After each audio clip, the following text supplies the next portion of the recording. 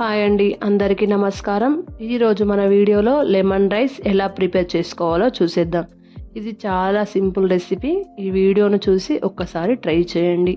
ఈ మెథడ్లో నిమ్మకాయ పులిహోర బ్రహ్మాండంగా కుదురుతుంది. మీ అందరికీ బాగా నచ్చుతుంది. పుల్ల పుల్లగా నోటికి టేస్టీగా ఉంటుంది. ఇది మనం లంచ్ బాక్స్లోకైనా, ప్రసాదంలోకైనా, ఏ అకేషన్లోకైనా చాలా ఈజీగా మంచి రుచిగా చేసుకోవచ్చు. ఆలస్యం చేయకుండా నిమ్మకాయ పులిహోర ఎలా ప్రిపేర్ చేసుకోవాలో చూసేద్దాం. ముందుగా అన్నం వండడానికి గిన్నెలోకి 1 గ్లాస్ రైస్ని తీసుకోండి. వెయిట్ వైజ్ వచ్చేసి 1/2 kg. అదే మీరు 1/2 kg కావాలనుకుంటే నేను చూపించిన గ్లాస్తో క్వాంటిటీ డబల్ తీసుకుంటే సరిపోతుంది. ఇలా తీసుకున్న రైస్ని 2-3 సార్లు బాగా కడిగాక మనం ఏ గ్లాస్తో అయితే రైస్ తీసుకున్నామో అదే గ్లాస్ కొలతతో 1.5 గ్లాస్ వాటర్ తీసుకోవాలి. ఈ నీళ్ళు అనేవి కరెక్ట్గా సరిపోతాయి. అలాగే ఇక్కడ నేను గిన్నెలో చేస్తున్నాను కదా, మీరు ఫాస్ట్గా కావాలంటే సేమ్ ప్రాసెస్ కుక్కర్లో అయినా చేసుకోవచ్చు. ఇప్పుడు ఇందులోకి 1/2 టీ స్పూన్ ఉప్పుని, అలాగే 1/2 టీ స్పూన్ పసుపుని, అన్నం పొడి పొడిగా రావడానికి 1/2 టేబుల్ స్పూన్ల ఆయిల్ని తీసుకొని ఉడికించుకోవాలి. ఈ రైస్ని మధ్య మధ్యలో చూస్తూ ఉడికించుకోవాలి. ఒక పక్కన అన్నం ఉడుకుతూ ఉంటుంది, మరో పక్కన నిమ్మరసం పిండి తీసుకుందాం. మనం చేస్తున్న 1/2 kg పులిహోరకి 2 నిమ్మకాయలు తీసుకుందాం. నిమ్మకాయల సైజు ఇక్కడ చూపిస్తున్న దానికంటే చిన్నగా ఉంటే 3 నిమ్మకాయలు తీసుకోండి. మనం నిమ్మరసాన్ని తీసే ముందు నిమ్మకాయని కొంచెం మెత్తగా చేసి ఆ తర్వాత నిమ్మరసాన్ని పిండి తీసుకుంటే రసం అనేది బాగా వస్తుంది.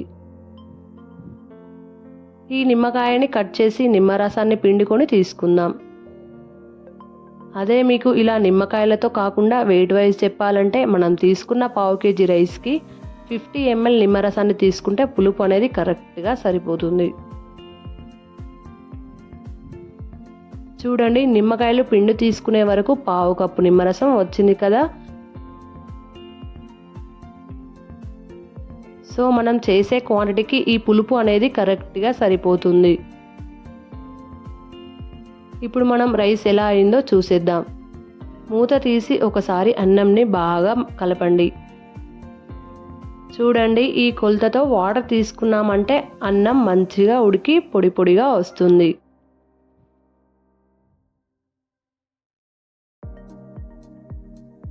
ఇప్పుడు ఈ అన్నంని ఆరబెట్టడానికి ఈ గిన్నెలో కొంచెం విప్పైనా ఆరబెట్టవచ్చు, లేదా ఇంకొక బౌల్లోకి తీసుకొనైనా ఆరబెట్టుకోవచ్చు.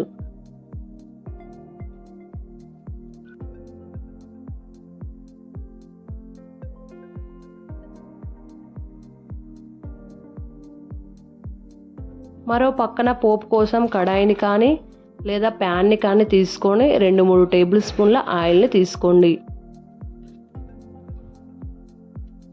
పులిహోర చేసేటప్పుడు ఆయిల్ కొంచెం ఎక్కువగానే ఉంటుంది. మరి తక్కువ అయినా తినేటప్పుడు అంత బాగా అనిపించదు. ఆయిల్ హీట్ అయ్యాక 2 టేబుల్ స్పూన్ల పల్లీలను తీసుకొని కాస్త ఫ్రై చేయండి.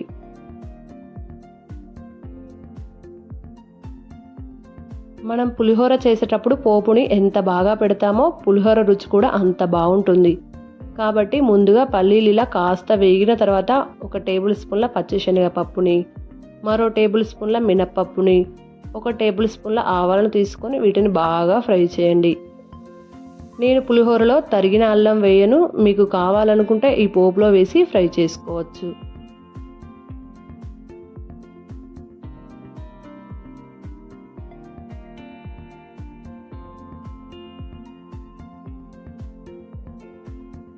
ఇవి కొంచెం కలర్ మారేంత వరకు ఫ్రై చేశాక ఇందులోకి 3-4 ఎండుమిరపకాయలను, 4-5 పొడుగుగా కట్ చేసుకున్న పచ్చిమిరపకాయ ముక్కలు తీసుకొని బాగా ఫ్రై చేసుకోవాలి. మీకు కావాలంటే ఇంగువను కూడా యాడ్ చేసుకోవచ్చు.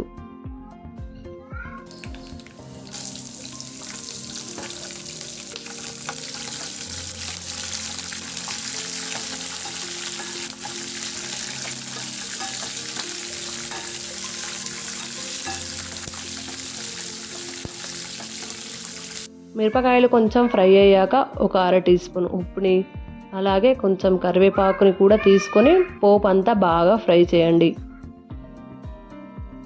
మనం ఇందులోకి తీసుకున్న కరివేపాకు క్రిస్పీగా అయ్యేంత వరకు ఇలా బాగా ఫ్రై చేయండి.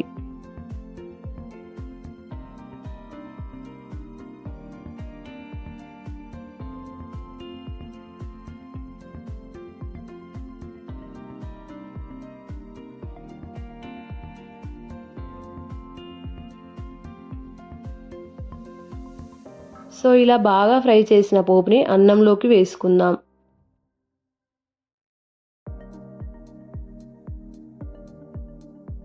మనం అన్నం వండేటప్పుడు పావు టీ స్పూన్ ఉప్పుని, పోపులో పావు టీ స్పూన్ ఉప్పుని తీసుకున్నాం కాబట్టి ఈ టైంలో 1 టేబుల్ స్పూన్ల ఉప్పు అనేది కరెక్ట్గా సరిపోతుంది. అలాగే మనం ముందుగా పిండి తీసుకునే నిమ్మరసం కూడా తీసుకొని అంతా కలిసేలా కలపండి.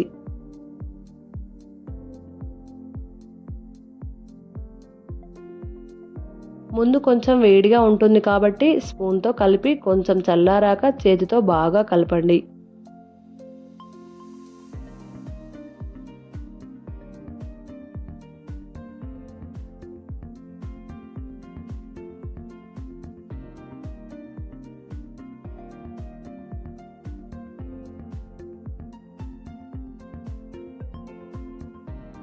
ఇలా అంతా బాగా కలిపి ఒక 10-15 నిమిషాలు పక్కన పెట్టి ఆ తర్వాత సర్వ్ చేసుకున్నామంటే రైస్కి ఉప్పు పులుపు అనేది బాగా పట్టి పులిహోర పర్ఫెక్ట్గా తయారవుతుంది. అంతేనండి, సింపుల్గా చేసుకునే నిమ్మకాయ పులిహోర రెడీ. ఇలా మనం లంచ్ బాక్స్లోకైనా ప్రసాదంలోకైనా ఏ అకేషన్లోకైనా చాలా ఈజీగా మంచి రుచిగా చేసుకోవచ్చు.